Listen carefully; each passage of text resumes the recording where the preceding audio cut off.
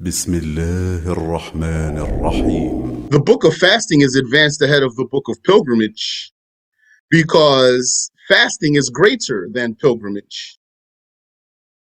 And in observance, in observation of the order, the sequence mentioned in Gabriel's hadithu Jibril, in our law, fasting is defined as, according to some scholars, abstaining, refraining, with an intention from any mufattir, something that invalidates a fast. Mufattir means something that invalidates the fast. If you want a word that means very literally, exactly mufattir originally, it would be breakfast.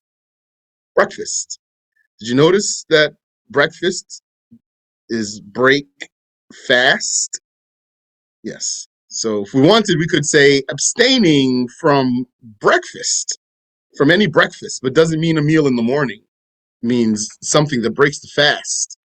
So abstaining, we're just going to say mufattir though, abstaining with an intention from any mufattir throughout the daytime of a day, accepting of the abstinence, a day in which the fasting is valid.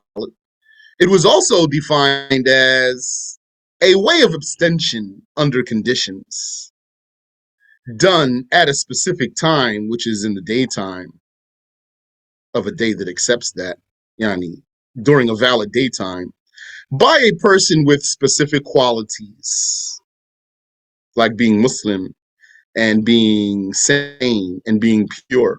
Al-Basir said fasting is a type of abstention with a specific intention from any mufattir throughout an entire daytime that accepts the abstinence, performed by a pubescent, sane Muslim who is pure from menses and postpartum bleeding, yani, or, and here means or. It was made obligatory in the month of Sha'ban, so that's the month before Ramadan, in the second year after the migration.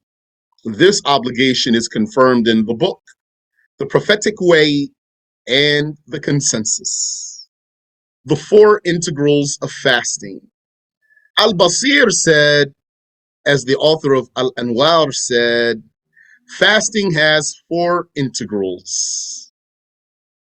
One is a person, a sa'im, a person, a fasting or an abstaining person or a refraining person. There are conditions that make one obligated to fast, that make a person obligated to fast. One of them is being a Muslim. Its details are like those of prayer and zakah, which is that the kafir, we don't ask him to fast while he's a kafir, but he will be responsible for not fasting in the afterlife. It is not permissible to assist a non-Muslim to do what terminates a fast. Very important case there. Don't be greedy for money so that you would justify helping a kafir do what would break a fast. Now, if you don't know what he's going to do, then you don't have to seek, you don't have to ask. Like, if you sell food, if that's your business, and you don't know if a person's going to eat the food now in the daytime or later, you don't have to ask. You don't have to know. But if you do know that he's going to eat that food in the daytime, you cannot sell it to him.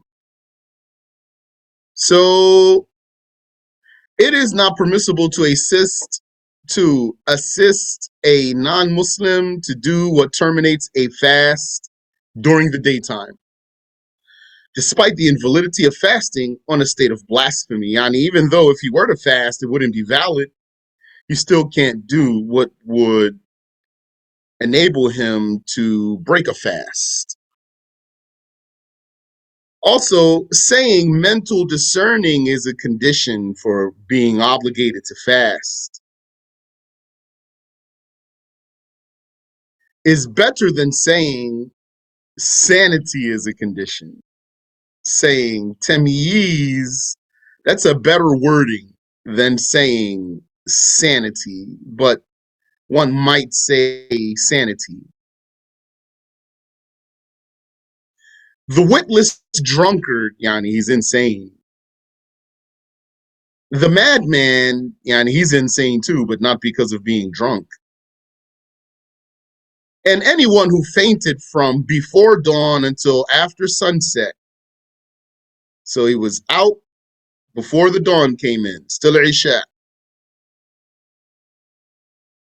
until after sunset. And he was out, yani, out of his mind, or fainted, which is fainted is deeper than normal sleep. From before dawn until after sunset.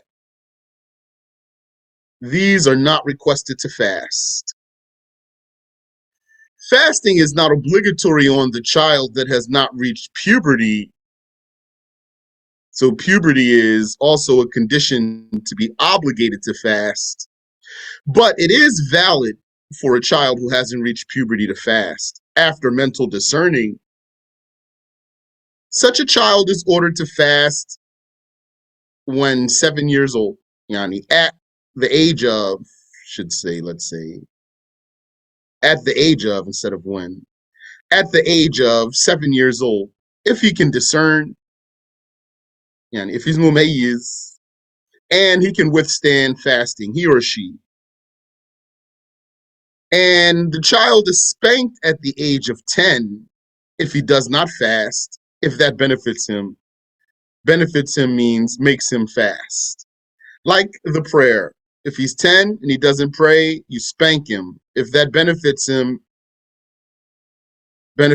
means makes him pray. That's not for the wife, that's for the child. The condition of the ability to fast is missing from some copies of Abu Shuja'. That's a condition, though. The ability to fast itself. Inability is physical or religious. You could have a physical, let's say, disability. Disability here, I mean, in terms of fasting, you're not able to fast. Or physically you could fast, but you have a religious disability from fasting. So the first one, the physical disability, has two cases by consensus. The unbearably sick means you're too sick to fast. That's what unbearably means. Not a light sickness and you can still fast. Like you have a fever, you can't fast, for example.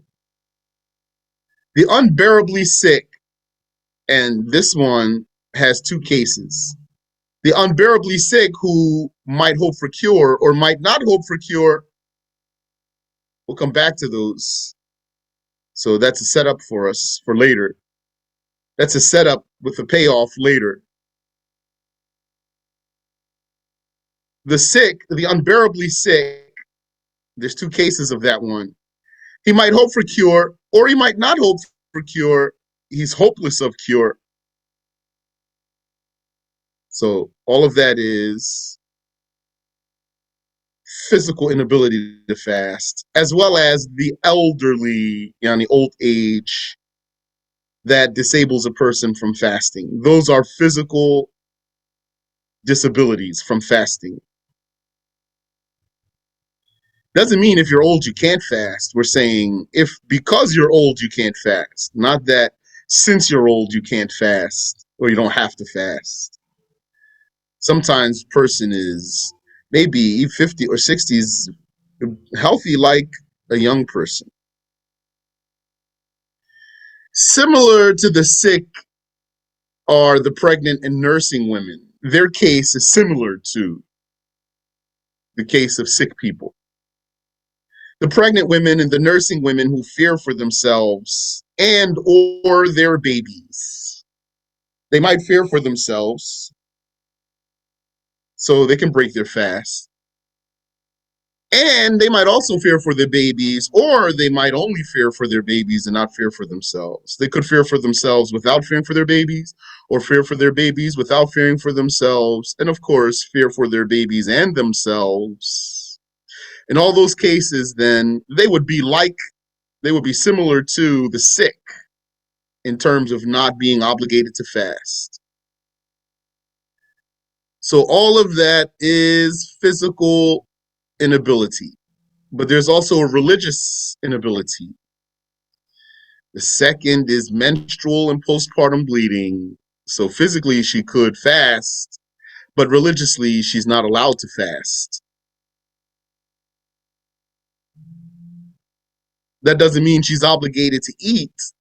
This menstruating or postpartum bleeding woman, she's not obligated to eat, but she is obligated to not fast. So she doesn't make an intention, for example. Also, another condition for the sa'im, the fasting person, is residence at dawn, not being a traveler. Not being a traveler at dawn. The dawn came in, you're not a traveler. Residence at dawn. Therefore, if at dawn one were a traveler of a long, permissible journey that permits shortening the fourfold prayers. So when we say long, that means it permits shortening the fourfold prayers.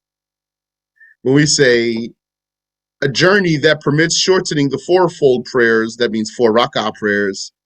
When we say a journey that permits shortening the 4 rak'ah prayers, that means a long journey. So not a short journey. A short journey is like, yes, you got outside of the buildings of the town, but you didn't go far. Not far enough to be allowed to shorten your 4 rak'ah prayer to 2 rak'ahs. So you still have to fast because you're not a traveler. Yani, not a traveler by this, you're not what we're gonna coin, quote unquote, a traveler here in this religious condition.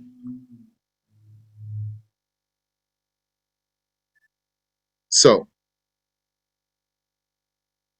if someone were a traveler at dawn, then he may break the fast. Traveler of a journey that we described. Then he may break the fast. He's not obligated to. He can break the fast. He doesn't have to. Even if he intended at night, he can still break his fast. He's allowed to. And even without any fear of harm, meaning if he were to fast, he wouldn't be harmed. He can still break his fast just by virtue of being a traveler. He was a traveler when the dawn came in. The best is to fast if unharmed by traveling. Yani, don't break your fast if you're traveling and fasting is easy for you. That's best. But you're allowed to break your fast. Or else, if you are harmed by fasting while traveling, then breaking the fast is better. Especially for fear of weakness while traveling for Hajj or battle. If the fasting traveler became a resident, so he's a traveler, he decided to fast while traveling, Yani, he was a traveler at dawn. He was a traveler at dawn who decided to fast. Okay, he can still break his fast. Even though he started fasting, he can still break his fast. But if this fasting traveler became a resident, so he finished his travel while fasting, or if there were a sick person who was fasting and then, so he was allowed to break his fast because he's sick, like he's sick and he says, I'm going to try today. So he started fasting. and he's allowed to break his fast because of his sickness, but he didn't break his fast. So he's a fasting sick person. And then he got cured while fasting. So person was a traveler while fasting, and then he finished his travel and became a resident. Or a person were sick while fasting, allowed to break his fast, but then he got cured while fasting. Then what happened? It becomes forbidden to break the fast now, according to what is correct, because the reason that permits breaking it is gone now. It is forbidden to break. I think that's clear. So all of that is about the sa'im, the fasting person. The second integral of fasting, or let me see if anyone has a question before I continue. What is meant by madman means insane man. Majnoon, madman means majnoon. Yakum. And there's other words you could use besides crazy person, like lunatic. That's a real word. That's what would be meant there. And it would work. So we said there are 4 integrals for fasting. We just finished the first integral, the sa'im, the fasting person. The second integral is a heart's intention, yani the intention of the heart. Due to the difficulty of pinpointing the exact moment of dawn, one is allowed and in fact obligated to intend before commencement, to intend to fast before starting the fast. Unlike the other worships. The other worships, you intend when you start the worship. So for prayer, you intend while saying Allahu Akbar. For wudu, you intend when the water touches your face. For ghusl, you intend when the water touches your body. For zakah, you intend when you separate your zakah money. For nusuk, that's hajj or umrah, you intend at the time of ihram, when you want to make a valid ihram. For fasting, you intend anytime during the night, and then you fast during the day. The intention's valid time depends on the fast being obligatory or not. So if it's obligatory fast, then the time to make the intention has one case. If it's not an obligatory fast, then the time in which you're allowed to make the intention has a different case. So first case here, if so, if it's an obligatory fast, then one must not merely intend an obligatory fast. Merely intending obligatory fast. Now I fast obligatory fast. Although it's an obligatory fast, just only intending an obligatory fast is not sufficient. Unless he does not know the reason for the obligation. He only knows, he forgot. He knows he has to fast, and he forgot why. Then it would be enough for him to intend merely an obligatory fast to cover that obligation that he knows he has. Otherwise, if you do know the reason for the obligation, then you have to specify which obligation you're fasting. So one must specify Ramadan fasting, or fulfilling a vow, or fasting for an expiation, or fasting for a makeup. And that intention has to be only at night, because it's an obligatory fast. Without doubting if the dawn came in, you can't intend to fast while doubting if the dawn came in, for then one's intention is too weak, so it won't be valid. It's not a firm intention. Eating a pre-dawn meal, yani sahur, or drinking to prevent thirst during the day, meaning that's the reason why you're drinking. It means then you remembered your fast, so you were drinking so that you don't get thirsty in the daytime. Or refraining from a mufattir for fear of dawn, meaning it's nighttime, and then let's say, it crossed your mind to eat something or be with your spouse, and then you said, oh, wait, maybe it's about to be Fajr. So just that awareness there, that's a sufficient intention. That establishes, any of those cases establish an intention. Changing the intention at night invalidates the intention. So you made the intention at night and then you changed your mind still at night, you invalidated your intention. But merely deciding to break the fast after starting your fast, it does not invalidate your intention, and it doesn't even invalidate your fast. Yani, once you start fasting, the mere decision to stop only, that's actually not a mufattir. It's not like the case of prayer. When you pray and then you say while praying, should I stop praying or should I continue? Then you broke your prayer right there. For fasting, it's not the case. So if you said, should I stop fasting or should I continue? You're still fasting. Apostasy at night after intending requires returning to Islam and remaking the intention. So one made the intention at night and then at night committed apostasy, thereby invalidating the intention. So then this requires returning to Islam and then remaking the intention. The minimum valid intention for fasting Ramadan is what means in the heart. I intend, we don't need ing there. I intend to fast the obligation of Ramadan tomorrow. Now here, you see it says, the excellent intention in the heart is, right there, that shouldn't be bold. That shouldn't be bold. So that's typo being bold right there. That should go back to normal. The excellent intention in the heart is, and then the bold comes back. I intend to fast tomorrow to fulfill the obligation of Ramadan this year for the sake of Allah. That's an excellent intention. One must have an intention for every day, every individual day, a separate intention. Not one intention on the first night for the entire month. That's not valid as opposed to the Maliki school who said it is valid. Because according to the Shafi'i school, every day is an independent worship.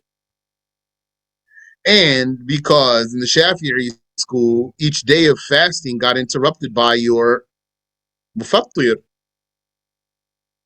So then you're going to need a new intention at night for the next day. Now, if that fasting is not obligatory, then one can intend to fast without specifying which sunnah it is. We're going to see sunnah fasting. One can intend to fast without specifying which sunnah is he performing. Yani, it's enough just to say in his intention, I fast the sunnah before the sun declines westward from its zenith. So he has more time. For a sunnah fast, you have the entire night and the first part of the day, meaning all morning. The entire night to intend and even all morning to intend, as long as you didn't engage in a mufattir. As long as one did not engage in a mufattir. Mufattir means something that breaks the fast. You're welcome. What's the third integral of fasting? A daytime that accepts fasting. Yani, a daytime in which fasting is valid. Fasting at daytime, not nighttime, this is due to the saying of Allah, وَكُلُوا وَاشْرَبُوا حَتَّى يَتَبَيَّنَ لَكُمُ الْخَيْطُ الْأَبْيَضُ مِنَ الْخَيْطِ الْأَسْوَدِ مِنَ الْفَجْرِ ثُمَّ أَتِمُّوا الصِّيَامَ إِلَى اللَّيْلِ وَلَا تُبَاشِرُوهُنَّ. Eat and drink until the dawn appears. Yani, all night you can eat and drink until the dawn appears. Then complete the fast until the night. Yani, when the dawn appears and the daytime came in, fast all day during the daytime until the night, and do not have sexual intercourse with the women. This proves that fasting is done at daytime. In some copies of Abu Shuja', there is a fifth obligation, generally knowing the dawn and the sunset. Because an intention after the break of dawn is invalid, so you need to have, in general, knowledge of the dawn so that you can intend before the dawn comes in. And eating while believing that the night has settled in just to discover that it did not is invalid. That will invalidate your fast. So you need to know the sunset so that you can refrain until then. If you ate before that sunset, even though you thought the sun had set, then the fast must be remade. The most precautious is for the Sa'im to refrain from eating until he is certain of sunset. So comprehend that some daytimes must be fasted, and some daytimes should be, it's recommended to fast.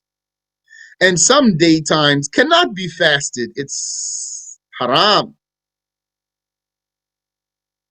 And yet others may be fasted. Yani, it's not as emphatic as other days, still valid. So the daytimes that demand abstention are those of Ramadan, as you know. Those are the days when you must fast, those daytimes. You must fast the daytimes of Ramadan by one of two things, based on one of two things.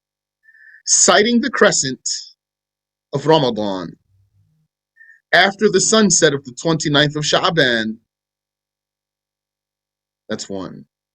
Or completing 30 days of Sha'ban. That's two. I think you know about that.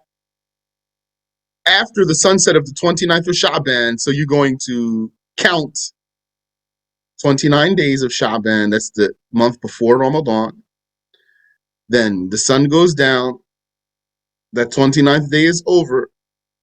So you're going to look to see if the crescent appears.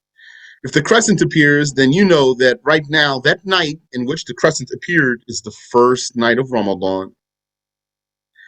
If the crescent does not appear, then that night is the 30th night of Sha'ban. And then you're going to complete the 30 days of Sha'ban. That's the 30th night of Sha'ban. The night comes before the day. Then the following day is the 30th day of Sha'ban. And then the next night is automatically the first night of Ramadan. You don't have to look for the crescent again. Some people think you're going to look for the crescent again. You're not going to look for the crescent again. Khalas. You got your 30th day of Sha'ban. After that, it's Ramadan. Ash-Shafi'i said that one town's fast is not established by the sighting of another town, unless they share the same sunrise. Abu Hanifa said that a town that knew of another's sighting may fast without seeing the crescent anywhere in the world. The prisoner makes ijtihad and fasts by his overwhelming speculation that the month came in. Some specific daytimes should have abstention. So that should be B right there. Some specific daytimes should have abstention. The white days, ayyamul bid, those are the 13th, 14th, and 15th of every lunar month. You should seek those so that you can fast them. The day of Arafah, which is the 9th of Dhul Hijjah, for whoever is not performing the Hajj, you're going to seek that day for fasting. It is said to be disliked for the pilgrim to fast on that day. Ashura, the 10th of Muharram, and likewise Tasu'a, the 9th of Muharram, you're going to seek those days for fasting. Here, this one, C. Some days are disliked for abstention, not invalid though. It may be fasted. So that's a D. I'm going to have to check those letters then. This is a draft, by the way. It's still a draft. Let's say there. The top of that page, draft 2. When we get to the bottom of this, at the end of this, it'll turn into draft 3, inshallah. Some days are disliked for abstention, like Friday alone, because of the hadith of Al-Bukhari that discourages that. Just fasting Friday alone. That means if you want to fast Friday, fast Thursday also, or fast Saturday also, but don't fast Friday alone. Fasting all year, except forbidden days, the days when it's haram to fast, is disliked for anyone who fears great personal harm, or anyone who will be unable to fulfill a right. Unable to fulfill a right, that includes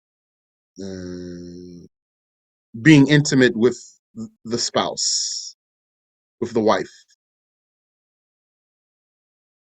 But here,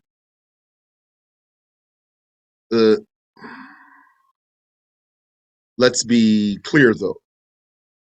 This doesn't mean that the wife has a religious right to sexual intercourse. What? Yeah, that's right. She doesn't. That's the rule. The husband has the right to sexual intercourse. I don't want to go far here, but just so that we don't misunderstand what's here. Well, but it's recommended for him not to abandon having intercourse with his wife for more than 4 days. He shouldn't go more than 4 days. It's recommended for him not to go more than 4 days without intercourse with his wife, because that's harmful. Not having intercourse with the wife, that's harmful for her. This is the meaning of the authentic hadith in Sahih Muslim. La sama man sama al-abad. Whoever fasted non-stop did not fast. Some daytimes cannot be fasted. 5 days are forbidden and absolutely invalid. The 2 days of Eid by consensus, and the 3 days of Tashriq. So those 5 days, you can't fast them for any reason. Also forbidden without reason, according to the school, is fasting the last half of Sha'ban, which starts on the 16th. So fasting the 16th of Sha'ban and onward, without having a reason, that means without what validates that for you. So it's not absolutely forbidden to fast the last half of Sha'ban. That's why that came number 2. Number 1 is absolutely forbidden to fast. Number 2 is not absolutely forbidden to fast.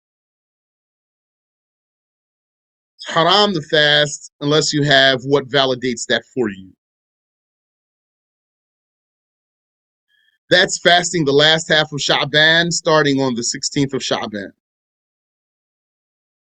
That's the first day of the last half of Sha'ban. Why can't you fast the last half of Sha'ban? So to have the strength to fast Ramadan.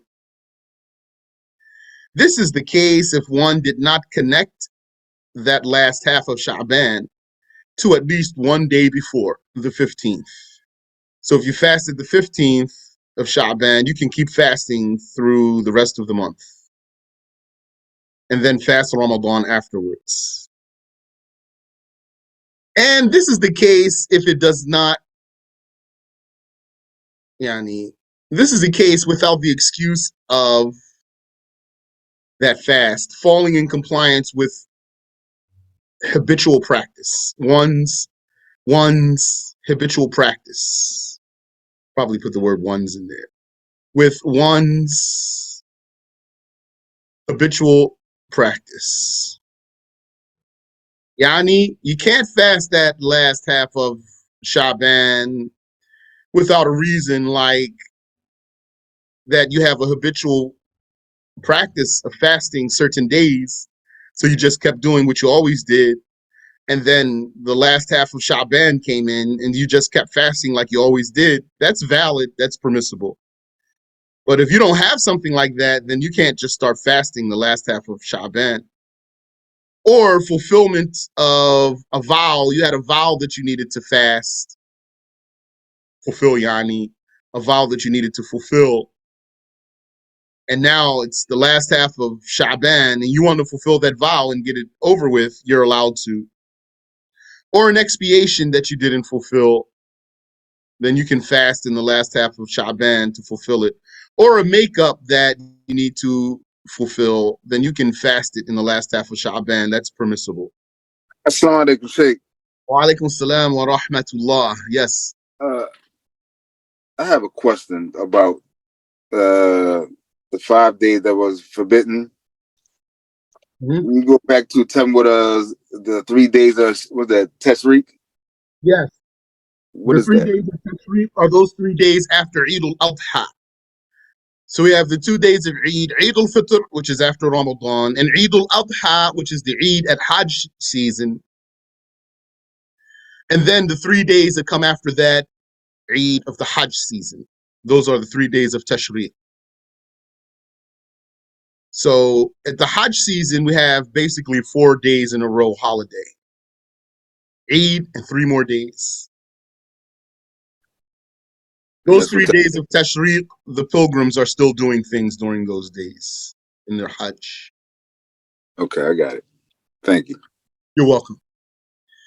This rule of not being allowed to fast the last half of Sha'ban, it includes the day of doubt. Because the day of doubt is, as we're going to say, the day of doubt is the 30th of Sha'ban. So it's in the last half of Sha'ban. You can't fast the day of doubt. Is it the 30th of Sha'ban or the 1st of Ramadan? I don't know. That's the day of doubt. You can't fast that day. So being forbidden from fasting on that day eliminates the intention of precautionary fasting for Ramadan.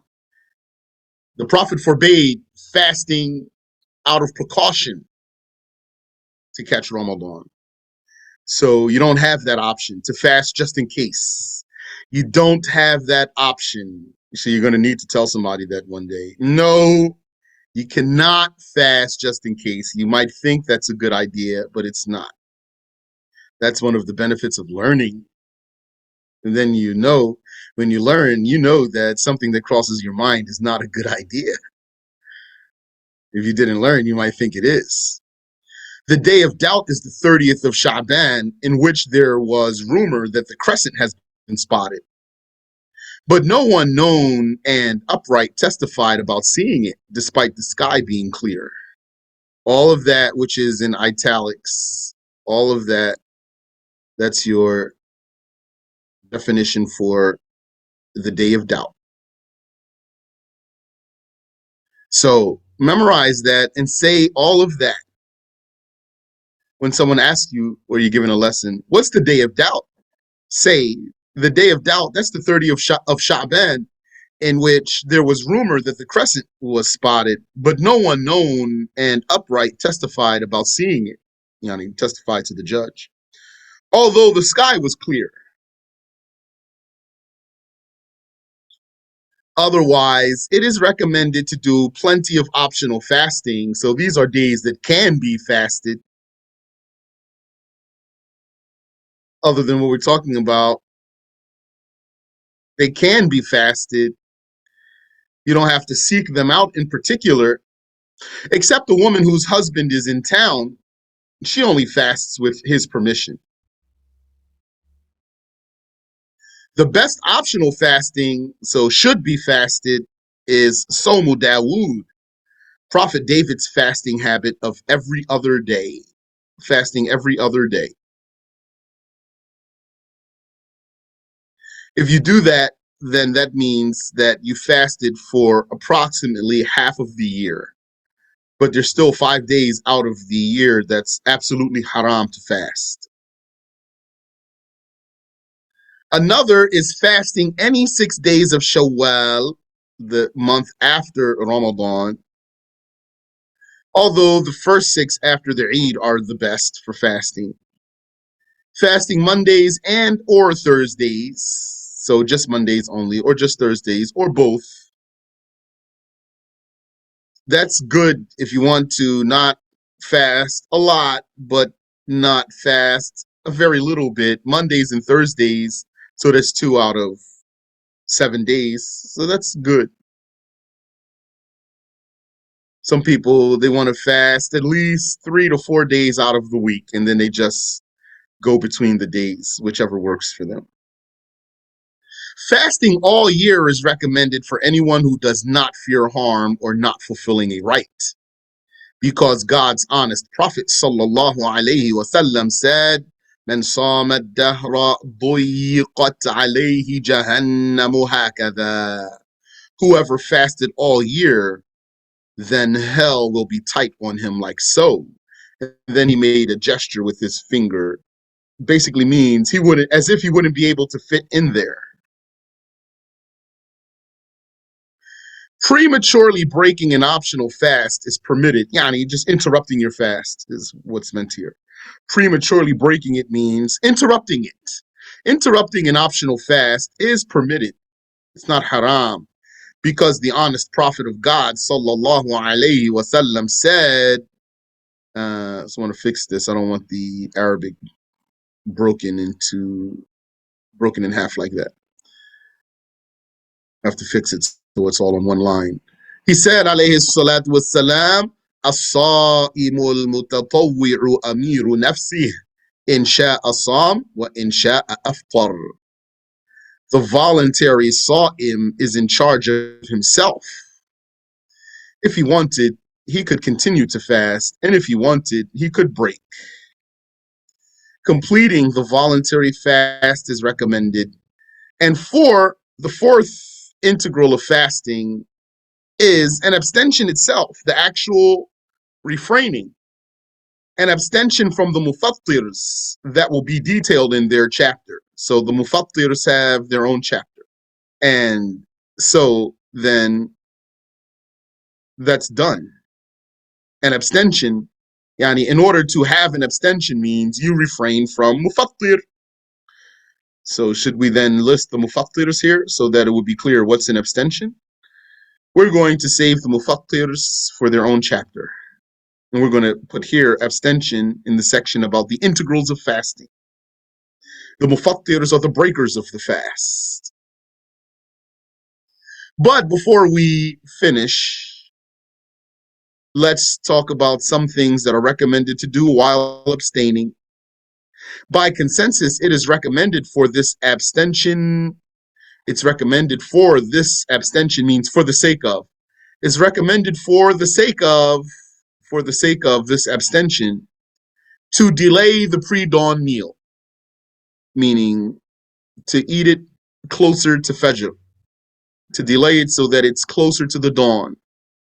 And this pre-dawn meal is a sunnah of the prophets. Its time starts at midnight, as mentioned by Ar-Rafi'i at the end of the chapter of Iman. And it's recommended to be before dawn by a time it takes to recite 50 verses, unless that's too close for comfort. If that's too close for comfort for you, means you're not comfortable, then don't wait that long, or don't wait that much. And the time ends at dawn. And the minimum is eating or drinking even little, as said by An-Nawawi in the explanation of Al-Muhadhab. One should also honor his abstention by leaving out ugly talk. This should be new. That's different from pre-dawn meal. So pre-dawn meal is done. One should also honor his abstention by leaving out ugly talk. It is already obligatory to refrain from insulting a Muslim or harming him with speech, and protecting the tongue from gossip and tale-bearing and lying and the like. That's already obligatory. but it's even more emphatically avoided while fasting. It is narrated by the two sheikhs, فَإِذَا أَصْبَحَ أَحَدُكُمْ صَائِمًا فَلَا يَرْفُثْ وَلَا يَجْهَلْ فَإِنِ امْرُؤٌ شَاتَمَهُ أَوْ قَاتَلَهُ فَلْيَقُلْ إِنِّي صَائِمٌ إِنِّي صَائِمٌ. If any of you are fasting, then do not commit any obscenity or ignorance. And if someone insults him or fights him, let him say, I am abstaining. I am abstaining. One says it twice or thrice, because this is more likely to make the transgressor stop. He would either say it with his tongue, like An-Nawawi said in Al-Adhkar, with the intention of admonishing the other and deterring him with that which is better, yani encouraging him to do that which is better, or he says it in his heart, as copied by Al-Rafi'i from the Imams, and Al-Rafi'i did not mention more than that. Wallahu ta'ala a'lam. So that's the four integrals of fasting.